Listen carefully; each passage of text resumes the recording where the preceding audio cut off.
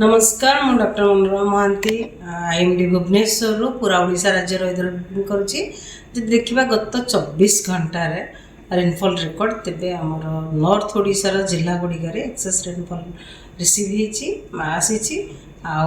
Highest rainfall record होती Mayurbhanj जिलार बारिपदाठारे 135 millimetre एमती आमर 4टी स्थान में मयूरभंजर अति प्रबल वर्षा रिकॉर्ड करा सहित आमर 15-16 जगार हेवी रेनफॉल किंबा प्रबल वर्षा रिकॉर्ड करा सहित आमर जब देखा आज पर्यंत वर्षा 1 जून टू लेकिन आज पर्यंत आमर टोटाल वर्षा होती 110 मिलीमीटर वर्षा जोटा कि आमर पूरा राज्य रे किंतु आमर स्वाभाविक वर्षा हबार थिला 209.3 से 47% आमर वर्षा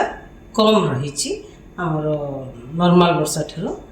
47% रेनफॉल आमर डिपार्चर परसेंटेज डिपार्चर नेगेटिव रे रही जोटा कि कम वर्षा रिकॉर्ड करा सहित आमर वर्तमान दक्षिण बांग्लादेश संलग्न उत्तर बंगोपसागर उपर समुद्र पतन ठारू 1.5 एवं 5.8 किलोमीटर उच्चतार थिबा घूर्णिबलयटी फॉर्म होती सृष्टि यह उच्चता सहित दक्षिण पश्चिम दिग को ढलिक रही यार प्रभाव 3 जुलाई पाखापाखि उत्तर पश्चिम बंगोपसागर एवं ता पाखापाखि अंचल उपर एक लघुचाप सृष्टि होबार संभावना रही जहाँफल कि आगामी 7 दिन पर्यंत पूरा राज्य में वर्षा वर्षा सहित प्रबल अति प्रबल वर्षा होबार संभावना रही आगामी 24 घंटा उत्तर भारत उत्तर ओडिशा एवं उपकूलवर्ती अंचल ओडिशा अंचल जिला गुड़िक अधिकांश स्थान में हल्का मध्यम वर्षा सहित दक्षिण आभ्यंतरण ओडिशार जिला गुड़िक अनेक स्थान में हल्का मध्यम वर्षा रही संभावना रही सहित प्रबल अति प्रबल वर्षा गोटे कि 2टा स्थान रही संभावना रही मयूरभंज एवं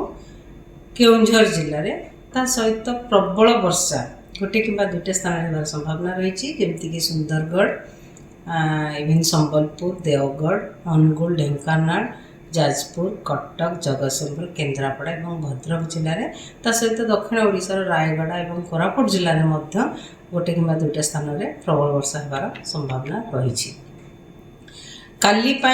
किंबा प्रथम 1 जुलाई रे आमर राज्य में अधिकांश स्थान में हल्का मध्यम वर्षा रही संभावना रही सहित प्रबल अति प्रबल वर्षा गोटे कि 2टा स्थान रही संभावना रही सुंदरगढ़ झारसुगुड़ा और संबलपुर जिले में सहित देवगढ़ केउंझर मयूरभंज बरगढ़ सोनपुर कंधमाल कलाहांडी नवरंगपुर नुआपड़ा बलांगीर जिले में गोटे कि 2टा स्थान में प्रबल वर्षा होबार संभावना रही 2 तारिख में अधिकांश स्थान में हल्का मध्यम वर्षा रही संभावना रही राज्य में सहित प्रबल अति प्रबल वर्षा केउंझर जिले में गोटे कि 2टा स्थान रही संभावना रही सहित मयूरभंज देवगढ़ संबलपुर झारसुगुड़ा जिले में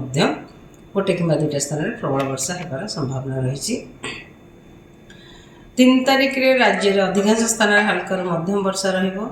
सहित प्रबल अति प्रबल वर्षा रही संभावना रही जमीक मयूरभंज केउंझर जिले में दाटू गोटे कि 2टा स्थान में सहित भद्रक केन्द्रापड़ा जगतसिंहपुर कटक मालकानगिरी कोरापुट रायगढ़ गजपति जिले में गोटे कि 2टा स्थान में प्रबल वर्षा रही संभावना रही 4 तारिख में अधिकांश स्थान में हल्का मध्यम वर्षा सहित प्रबल अति प्रबल वर्षा रही संभावना रही सुंदरगढ़ संबलपुर केउंझर और झारसुगुड़ा जिले में अलग जिला गुड़िक जमीक मयूरभंज अनुगुल देवगढ़ बौद्ध नयागढ़ खोर्धा पुरी कटक जाजपुर जिले में प्रबल वर्षा गोटे कि 2टा स्थान में रही संभावना रही 5 तारिख में राज्य अधिकांश स्थान में हल्का मध्यम वर्षा रही संभावना रही सहित केउंझर ढेंकानाल जाजपुर जिले में प्रबल अति प्रबल वर्षा गोटे कि 2टा स्थान रही सहित मयूरभंज केन्द्रापड़ा जगतसिंहपुर कटक खोर्धा नयागढ़ अनुगुल संबलपुर जिले में गोटे कि 2टा स्थान में प्रबल वर्षा रही संभावना रही 6 तारिख में आमर राज्य में अधिकांश स्थान में हल्का मध्यम वर्षा रही सहित प्रबल अति प्रबल वर्षा संबलपुर अनुगुल ବରଗଡ଼ ଜିଲ୍ଲାରେ ରହିବାର ସମ୍ଭାବନା ରହିଛି। ଅଲଗା ଜିଲ୍ଲା ଗୁଡ଼ିକ ଯେମିତିକି ଦେଓଗଡ଼, ଝାରସୁଗୁଡ଼ା, ସୁନ୍ଦରଗଡ଼, କୋରାପୁଟ, ମାଲକାନଗିରି, ନୂଆପଡ଼ା, ବଲାଙ୍ଗୀର, ସୋନପୁର, ବୌଦ୍ଧ ଜିଲ୍ଲାରେ ଗୋଟେ କିମ୍ବା ଦୁଇଟା ସ୍ଥାନରେ ପ୍ରବଳ ବର୍ଷା ହେବାର ସମ୍ଭାବନା ରହିଛି। ଆମ ମତ୍ସ୍ୟଜୀବୀମାନଙ୍କ ପାଇଁ ୱାର୍ଣ୍ଣିଂ ଜାରି କରାଯାଇଛି। ଆମର 3 ତାରିଖ, 4 ତାରିଖରେ 3 ଜୁଲାଇ, 3 ଏବଂ 4 ଜୁଲାଇରେ ମତ୍ସ୍ୟଜୀବୀମାନଙ୍କୁ କୁହାଯାଇଛି ସମୁଦ୍ର ଭିତରକୁ ମାଛ ଧରିବା ପାଇଁ ଯିବା ପାଇଁ ତାଙ୍କୁ ବାରଣ କରାଯାଇଛି। କାରଣ ସମୁଦ୍ର ଅଶାନ୍ତ ରହିବ, ବର୍ଷା ସହିତ ପବନ ରହିବ, ପବନର ବେଗ ରହିବ 40ରୁ 50 କିଲୋମିଟର ପର ଆୱାର, ଆଉ ଝଟକା ପବନର ବେଗ ରହିବ 60 କିଲୋମିଟର ପର ଆୱାର। ସେଥିପାଇଁ ମତ୍ସ୍ୟଜୀବୀମାନେ ସମୁଦ୍ର ଭିତରକୁ 3 ତାରିଖ ଏବଂ 4 ତାରିଖରେ ନ ଯାଆନ୍ତୁ। ଧନ୍ୟବାଦ।